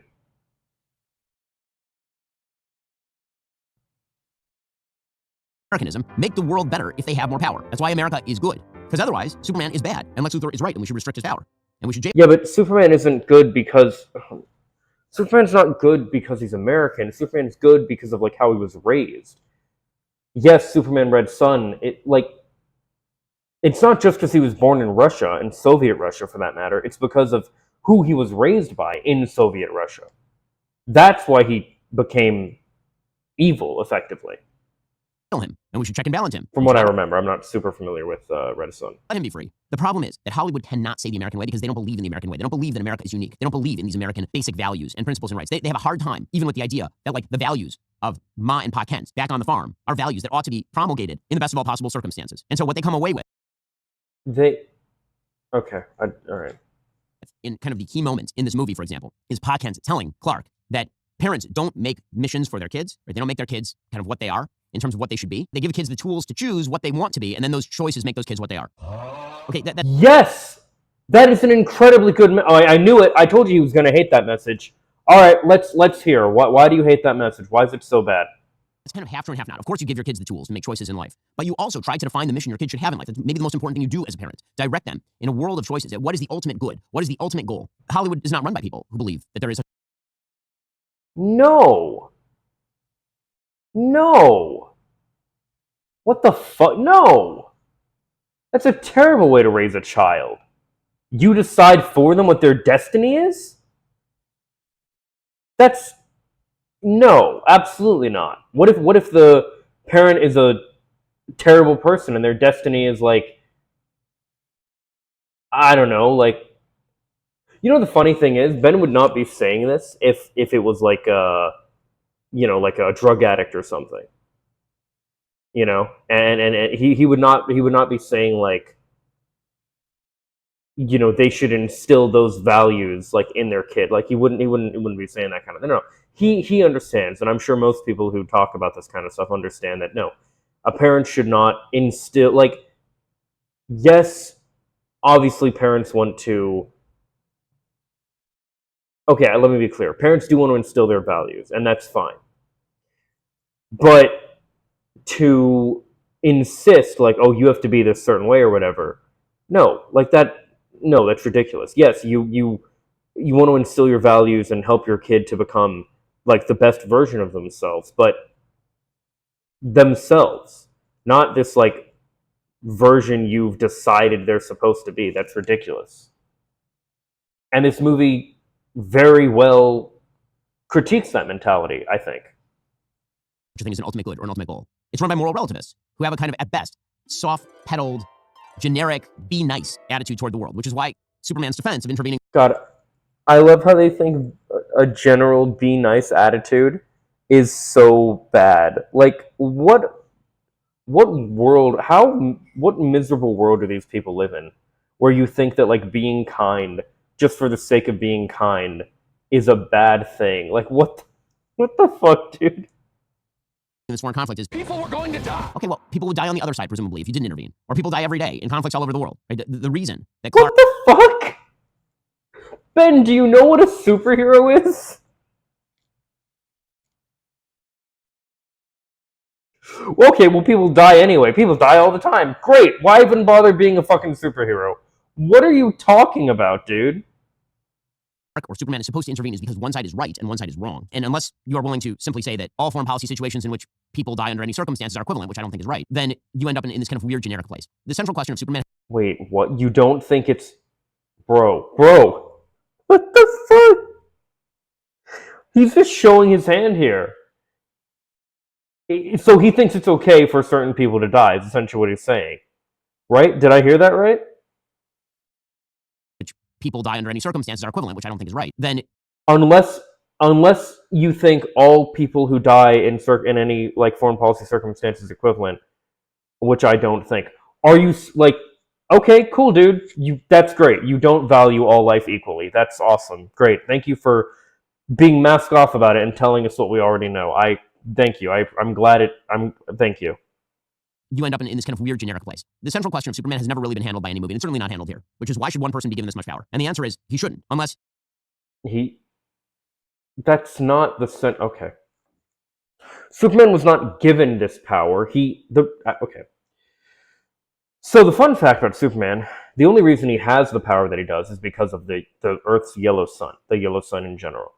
If Superman is under either a red sun or a place where there is no yellow sun, he doesn't have power. That is a plot point in the movie, by the way. Metamorpho has to basically like construct an artificial sun in order to give Superman his power back. Because he's just like you and me. If he doesn't have a yellow sun giving him his power. So he wasn't given power. That would be closer to a superhero like Spider-Man. He wasn't given power. He just had this power. No, the central theme of Superman is you have this person who was, again, this like, alien from another world who was raised by good human beings who taught him good values and helped him to become the person that he is, and he decided to use his powers to help people just for the sake of it because he's a good guy. He's like the ultimate good guy. He's the first superhero. He's the ultimate superhero. Not my favorite, but the ultimate. Like, he is the superhero, the Superman, the Nietzschean Superman.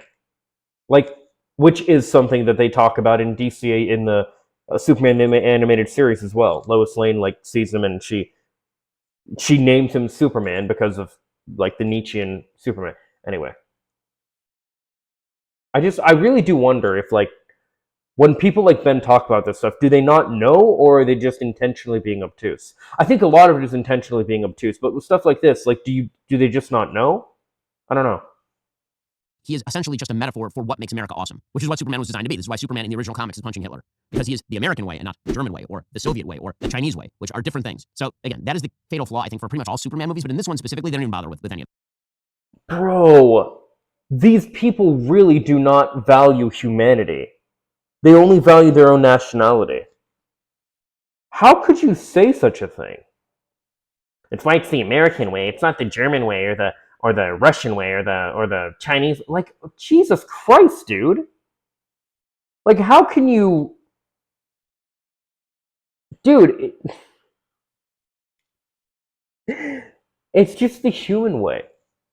It's just being a good fucking human being, not being a good American. Like, yes, he's a good American, but he's a good human, no matter what country he's in. This is a fucking superhero that travels across galaxies with other superpowered people. You really think he's that tied specifically to, like, just the country of America? No. It's the whole fucking world, dude. He's the world superhero. He's the galaxy superhero. He's the superhero. Like, what the fuck, dude? It's cotton candy. You'll watch it. Maybe you'll enjoy it. Maybe you'll be like maybe overcritical. You'll walk away. 2 days later, you won't be thinking about the movie. 2 hours later, you won't be thinking about the movie. Nothing about the movie is going to stick with you. The hero of the movie is the dog. Superman has to be saved multiple times by this, like, not particularly good dog. I mean, he's a good doggo, I suppose, but he really is badly behaved, this dog. And that's pretty much it. So, my overall review, 2 out of 5 stars. Oh, God. Yeah, that's the whole point. Like, Crypto's supposed to be... I mean, not, like, generally all the time in the comics, but in this movie, he is a badly behaved dog. And you have this great payoff where, in the movie, at the end, you have Supergirl come in, and she's like, you find out, why is this dog so badly behaved? It's her dog, and she doesn't train it, like, at all. Which is, you know, kind of a funny moment they do as well in the film. Meh. I think that the stars do their best with bad material given to them by James Gunn. The worm's going in through the mouth and helping him as he's sobbing. And, you know, it's kneeling at the end of the bed, and I was on the other side of the bed for that whole time. Good job by David Corenswet. Good job by Rachel Brosnahan. Good job by Nicholas Hoult. Good job by Eddie Gathegi as Mr. Terrific. But, you know, Superman, as I say, super meh. You know what? I will give Ben 1 point of credit for this. I like the fact that he didn't attack the actors. For so long, people have taken issues that they have had with movies and any other form of media on the actors. Because, you know, it's the one that you see or the one that you hear or whatever. When in reality, like, most of the time, these guys are just doing a job, like, you know, following the script and direction that they're told to do, right? Wow, that was a really bad review. I have to wonder, what do the comments of this say? Oh, this is actually a really good... Ben would definitely say Baravia has a right to defend itself, yep. This review was sponsored by Luthor Corp, also true. Wait, so now Superman's against genocide? Who signed up on this radical idea? I know. Insane, right? Ben Shapiro disliking a film is the highest praise it could possibly receive. Honestly, yeah. People were going to die is a perfectly valid reason for Superman to act. He's a hero. The entire point of being a superhero, aside from stopping evil, is to prevent people from... 100%! Like, that mentality of, like, well, people are going to die anyway. Okay? Then why even fucking bother? What kind of mentality even is that? You know? Well, why do anything? Why fucking live? Why do anything? Like, oh my god. I would have been shocked if you liked the film. Ben unironically thinks Lex Luthor is justified. No, he does. He basically said, yeah. The reason he thinks Lex Luthor is a bad villain is because he thinks his motivations make him a good guy. This is how I knew the movie was good. My 6-year-old looked at me after the movie and asked me to pick him up and fly. See what I mean, man? That's so fucking cool. That is a fucking hero. And that is, goddamn, man, when you got a fucking kid wanting to be that hero, that is a good fucking hero. And that's why this shit is so important. I can't tell you how many times, you know, walking out of, like, Spider-Man movies, doing the fucking Spider-Man things, walking out of The Incredibles, like, running like Dash, shit like that. Kids see this shit and they're like, oh my god, I want to be that. And here, you know, and this is the great thing, right? We don't have superpowers, right? But we can all do what we can to make the world a better place. I thought about this the day after I saw the movie. I was driving, and there was this kid who was crossing the street, and I stopped for him and I was like, "Oh, go ahead." And there was this golf cart this was like right out of my complex. There was this golf or getting out of my complex. There was this golf cart that was like driving my direction, and they weren't paying attention. Like, wait, stop! Like, stop, kid! And they stopped, and the golf cart like drove past, and I was like, "Okay, kid, like now you can go." And I like waved to him, waved to the mom and stuff, and I thought like that was cool, like that it because it feels good to do shit like that. To just it feels I don't know, man. It just feels good to help your fellow human beings. To like yeah, and that's what's so inspiring about superheroes. What else do we have? Ben's comments on Ma and Pa Kent caught me so off. Did they? I would absolutely expect him and people like him to say that kind of stuff. I'm from Scotland, so perhaps don't have the privileged biases of Americans, but I absolutely did not think of them as sloppy or downtrodden. They seem to be like normal and good. The kind of people Superman exists to protect and serve. 100% seems a shockingly cruel and judgmental reading, and frankly, I'm a bit disappointed. That's the kind of arrogance that gives old school conservatism a bad name. That's a fair comment. Yeah. Supergirl is not just a female Superman. She's a messed up character who spent a lot of her early teenage life watching her whole planet die. You'd know this if you were a fan of Superman mythos, like you say. That's also very true, yeah.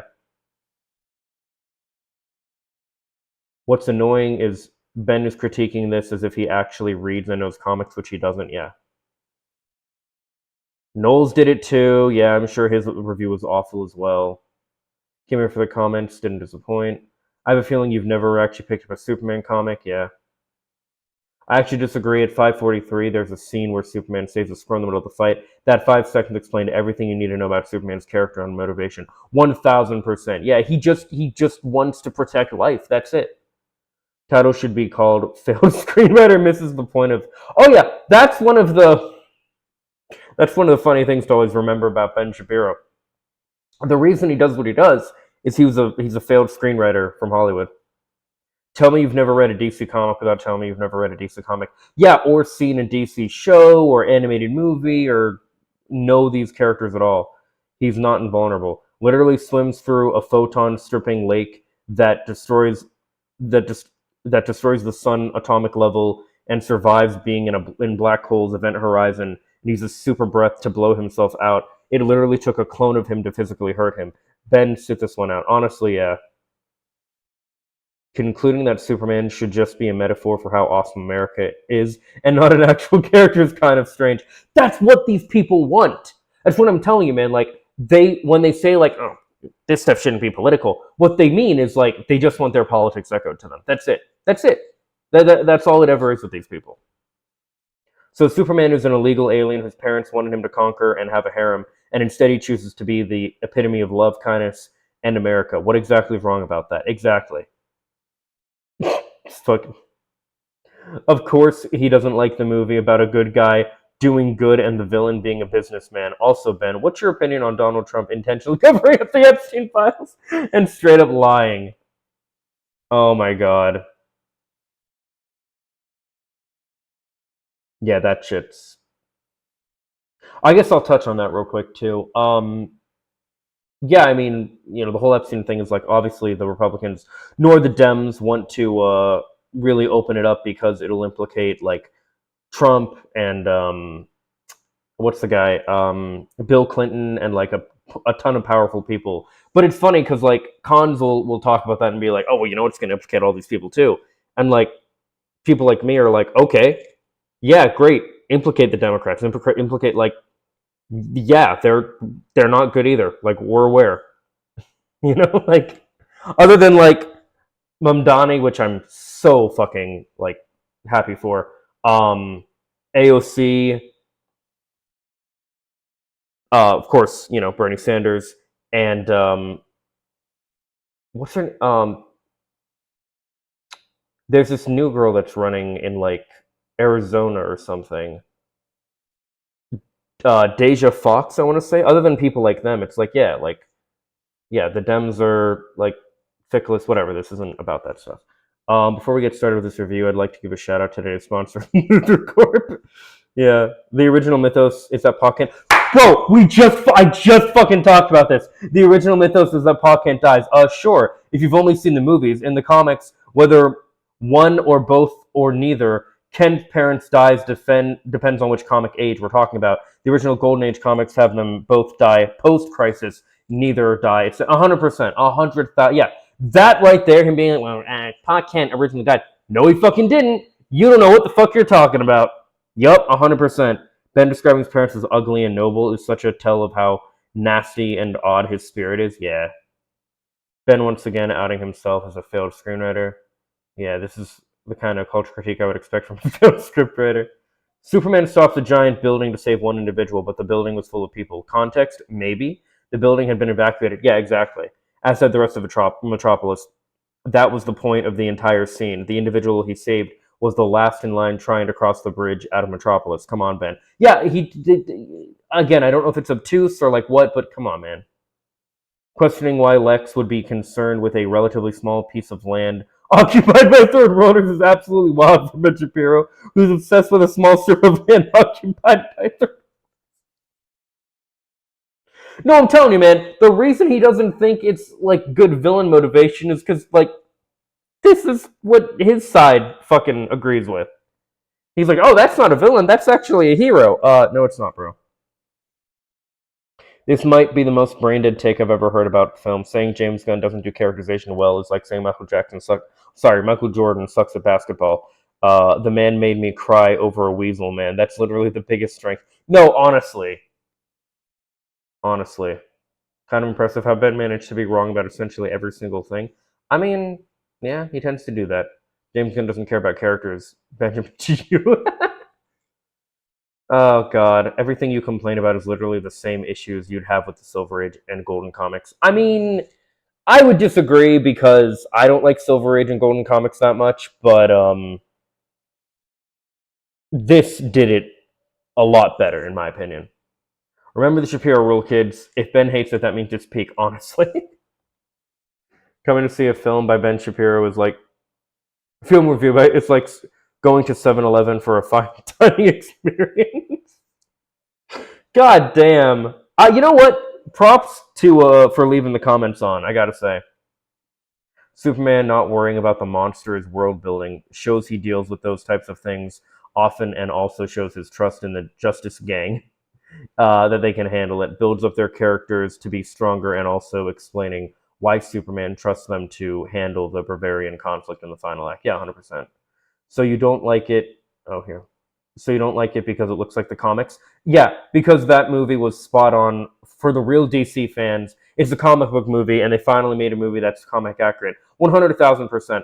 Also, by the way, this meme, and this is done with Spider-Man 2, and I think I showed it when I did the Spider-Verse thing, but this is like 100,000% what it is, right? Like, kids growing up with this stuff, like, respect minorities, wow, Superman, and then you have 2025, respect minorities, angry, jaded, politically disaffected, fucking, actually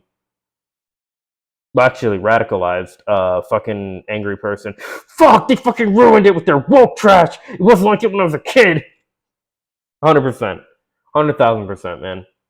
Yeah, no, that was hilarious, dude. Pa Kent died, and I literally just have to look it up right here. I'm like, what actually happened? Yeah, no, he died during the battle with Doomsday. That was in the 90s, dumbass. Which was a big fucking event in the comics. My god. Glad to see Ben getting clowned, yeah. If you couldn't guess why Lex hates Superman in this movie, you don't read comics and should not review the movies they're based on. Yeah. The idea of a bratty dog with superpowers as Superman is pretty... Honestly, yeah. As conservative, I loved the movie. Just watch it and formulate your own opinion. I'm glad I didn't get my viewing experience tainted with Ben's opinion. Yeah. Yeah, I'm trying to get people... Like, I was talking to people, like, at my work about this even, and one of them was like, oh, I don't know, I've been hearing something. I'm like, dude, the people who... Most of the people who are talking about this haven't actually seen it, and the others, like, their opinion really doesn't fucking matter. But, I'm like, just see it yourself. Like, it's... And you guys, too. Like, please, see it for yourself. Don't, like, take my critique of this review or, like, anything. Like, see it yourself. Bavarian Mouthpiece is offended by an hypocrite standing for uh Jahanpur, I guess it's pronounced. Who would have guessed? Honestly, yeah. Saying James Gunn doesn't care about characters after Rocket's arc and oh my god, Jesus Christ, yes. James Gunn doesn't care about plot. Goes on to mention only 2 issues with the plot that aren't even issues, as Lex literally says in the film he was ordered to keep Superman alive for questioning. True. The reason screenwriters spoon feed the audience is because of people like Ben. 100%. Yeah, people like this will say, like, we don't need everything spelled out first. It's like, no, you clearly do. You can't handle, like, nuance at all, dude. Yeah, you got, like, even non, like, political people talking about, like, you got SK debunking Ben Shapiro's trash Superman review. Yeah. And now that I fucking have done mine, I can finally watch these because I didn't want to, like, see other people's reviews and just, like, echo their thoughts. The movie was really good in my opinion. I find that most people who don't like it already had a bias against it, yeah. Excellent movie close to the Superman ethos. Avoided cliches like Pa dying, which is not canon in the comics, yep. Avoided making Superman in a Batman in red tights, worth watching, yep. The whole film, I can probably just go through a few more of these comments and you get the idea, but the whole film with Superman's rival, Lex Luthor, exploiting his weakness. It literally says he never lost before this battle. Before this movie, and him losing a fight to Metahuman is explained at the end in a twist. That is true, which I won't spoil for you. Did it suck? No. It was so fucking good. The hilarious part about Ben's reviews is how he talks like we agree with him. The scene when Lois and Clark are talking against the backdrop of the giant starfish actually represents the crazy things happen in Metropolis on a daily basis, and everyone is desensitized and it's just routine.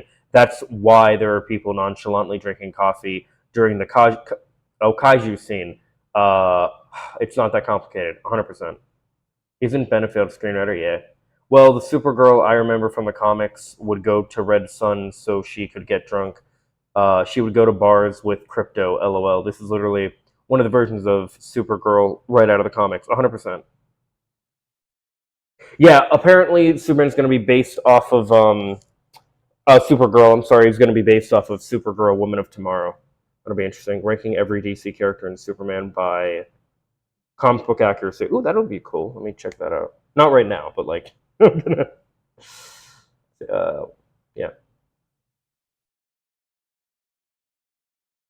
Supergirl is a drunk party girl in a particular run. Crypto being a realistic dog is more compelling than a compliant dog rather. The way you describe the Kents is how a great deal of people in this country, both liberal and conservative, behave and act kindly, and good people who live in the rural Midwest. There is nothing wrong with them. They were basically my grandparents, and I loved it. The plot was basically a multi-episode comic run. It was electric, but All-Star Superman was the tone of inspiration for this run, and the tone was nailed. Very true. Ben, you keep... Here, this is probably the last one. Ben, you keep saying the original IP and mythos. With all due respect, you obviously haven't read the comics, and it shows in how you discuss them. It's okay to not know something, but it's not okay to pretend you know everything. Supergirl was drunk and partying, yes. If you read One Woman of Tomorrow, the comic Gunn said is being adapted for a movie, then you would see that is literally how the comic opened. Pa Kent's death is not a canon event in the comics. His death originated in the 1978 Superman movie and was then also used in a different tone within Man of Steel. It is not an Uncle Ben canon event for Superman. It does not have to happen to send him on a journey to become Superman. Also, pick up a DC comic. They are obsessed with intelligent chimps. So seeing some chimps, so true. When you look at like Gorilla Grodd and shit, yeah. So seeing some chimps typing hate comments is not out of the ordinary for DC property. As wild as that sounds, LOL, it's goofy, but I don't understand people raging about. It's because for some reason in the 60s, monkeys and gorillas in comics were really popular and sold a lot of copies, so they just put them in a lot of shit all the time. I have critiques with the movie, but all in all, if this was too much for you, then you might as well not continue with this new DCU. Gunn loves deep cut comic stuff, and you haven't read a DC comic, obviously. Also, calling Ma and Pa Kent ugly, you're just being rude to be rude, man. Be happy, just smile. Did you learn nothing from the movie? The movie was a feel-good flick that made people smile. It's okay to watch a movie and just be joyful and kind. I mean, come on, kindness is the new punk rock, Ben. Maybe take the lesson from the movie. That's a good fucking line. That, you know what? That's a good fucking, yeah. I really like that comment. That's a really good comment. That's a good comment to end on here. Yeah. No, I mean, this movie was fucking great. Ben and other people that are saying about how bad it is, like I said in the beginning, there's always going to be these grifters that will, like, hate on whatever the new thing is to get, like, rage bait people in and fucking, like, agreeing with them and shit. You're always going to have those kind of people, and you're always going to have people like this who, I just find it hilarious how these fuckers never know what they're talking about. Especially that one where he's like, you claim to know the source material, but you know nothing about the source material. I'm like, yeah, I literally just had to look up when he was like Ma and Pa Kent, and I'm thinking, like, wait a minute, I don't know Superman that well, but, like, I know he was around in, like, the Justice League and, like, so much of the DCAU in general. Let me just do a quick search, Comic Vine, immediately see, okay, yeah, no, you're talking out of your ass completely. Like, what the fuck? Come on, man. Insanity. Yeah, no. Doesn't know what the fuck he's talking about. Most people giving these movies negative reviews either don't know what they're talking about, are raging for the sake of, like, rage and, fucking culture war bullshit, or they're, like, butthurt Snyder fans, which nothing wrong with, like, Zack Snyder fans. Like, you do you, but this is a different take on Superman, one that's a lot more faithful to the Superman comics. But, yeah, no. It's really fucking good. Really fucking good movie. I would say even if you're not a fan of Superman, you might really like this because it's just a good fucking inspirational action superhero movie. It's amazing. Highly recommend it. Can't recommend it enough.